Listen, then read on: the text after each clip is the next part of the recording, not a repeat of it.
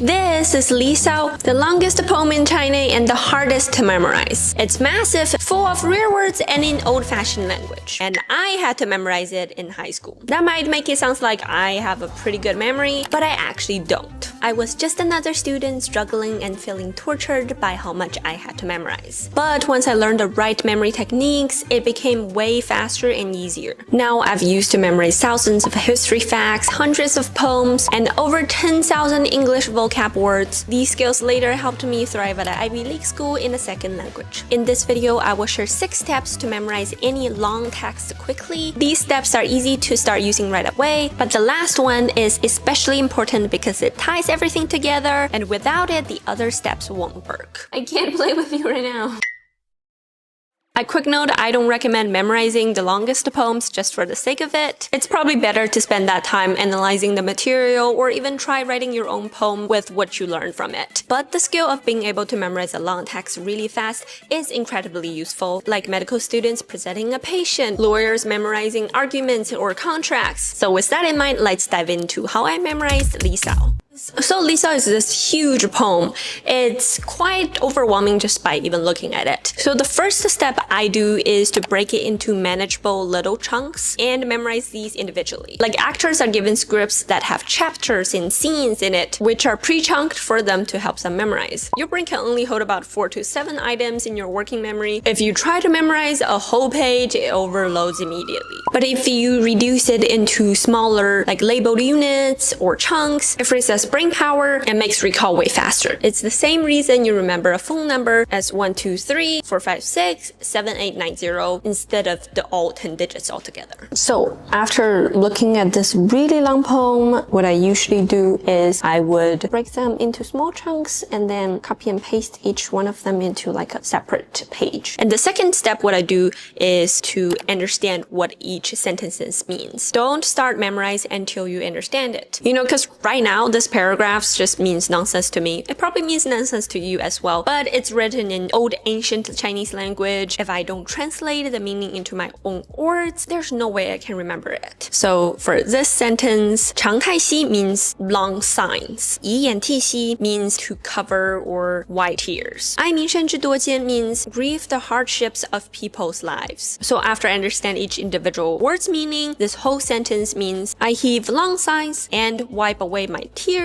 grieving the many hardships of human life. Again, still a little bit abstract. That's why I need to connect it to the background of why Qu Yuan wrote this poem. Like, what was he thinking when he's writing it? Because he saw the corruption of the royal court at the time, and all the citizens and just ordinary people are suffering, and he felt so powerless to change that or make a difference. That's why he is signing, he's crying, and he has this like deep compassion for the people that are suffering. Memory clings to meanings, not random noises. If you try to memorize lines that you don't even understand, your brain just treats it like random syllables. But when you understand it, you create connections, causes, effects, metaphors, and basically you give those words like a pathway to connect to your brains and into your long-term memory. And studies has shown that students who actually understand the concept memorize formulas way faster than those who try to use rote memorization, which is just like repeat it over and over again without understand what it means. For example, for lawyers or anyone who is preparing for a debate, when they forget what are they trying to say for the next part, they think back to what is the background, like what is the meaning, why am I delivering this message in the first place. It's just much easier to recall it if you remember why you're saying it. The next step is to visualize them. So now I understand what that sentence means.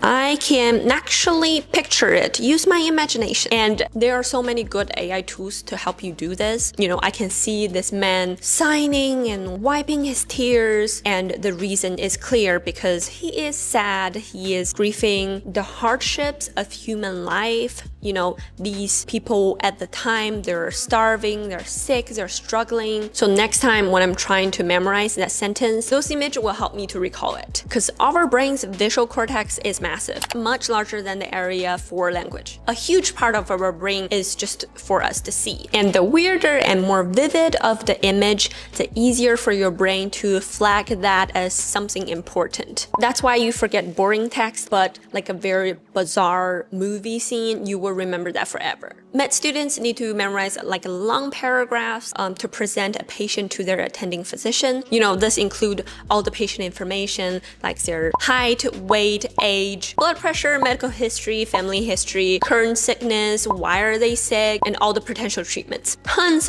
of information. And one important technique professor teaches them to do is, instead of just trying to remember the presentation, you should really visualize the patient, what they look like, how they act, and their overall condition. Like by connecting those information with the actual vivid mental image, it becomes much more easier to recall those information during presentation. The next step is very fun, and it's actually the only reason that I'm able to still remember this long poem after 8 years. Because at the time, I'm trying to memorize this poem, and then I went online, I googled, and I found a song for this poem. And back then, I was listening to it whenever I get a chance. I was listening to it while walking back home, while doing my dishes, and it was so effective.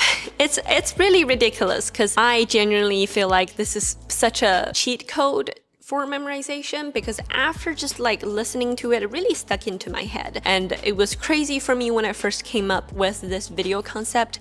I was like, I can still sing it.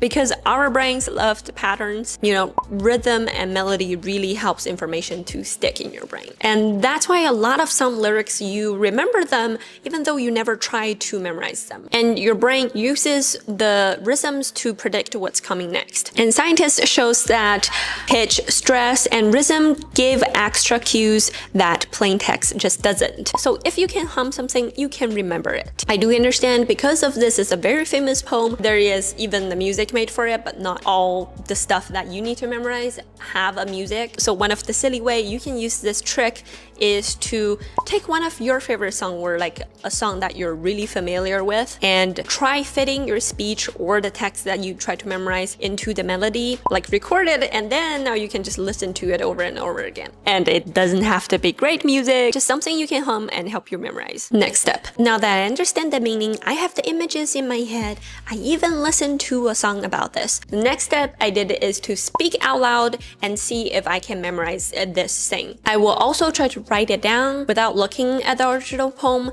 and really try to recall it at the time. If anything I can't remember, I will correct it later. So everybody should always practice your speech a couple times before you deliver it. The key to memorization is to actively recall it. Because when you try to recall information without looking, every time, no matter whether you succeed or you fail, then correct yourself later, your brain strengthens that neural pathway. This is one of the most powerful ways to have your learning stick. And the last step is the most important. If I skip this, honestly, everything I've done so far won't work, because even if we can memorize something really quickly, our brain will still naturally drop information over time, aka will still forget it. That's why at the time I had to test myself multiple times to see how well I memorize each chunk. And the chunk, or like the section that I know really well, I barely made any mistakes, I will revisit it later. And the sections or the chunks that I really struggled for when I read it, there were lots of gaps that I don't know, made lots of mistakes, I review it again. Because this forgetting curve discovered by Ebbinghaus shows that recall drops pretty quickly at first, but then more slowly over time. So by spacing reviews right before you about to forget, you know, you interrupt this curve and push the memory deeper. And each review takes less effort and you make the memory longer. After like 4 or 5 reviews, most of the cases, the recall can almost become permanent. The key is you have to repeat. Repetition is the only way you can memorize something longer, long term. And by taking advantage of this forgetting curve, you review it in like a little intervals, you will save more time. I actually made another video. It's a deep dive on the science behind how to memorize things fast and a bunch of neuroscience on how our memory and forgetting works. It covers a lot of the strategies we talked about and why they work. So go check it out there. Thank you so much for watching. I hope you have a wonderful day. I'll see you next time. Bye bye.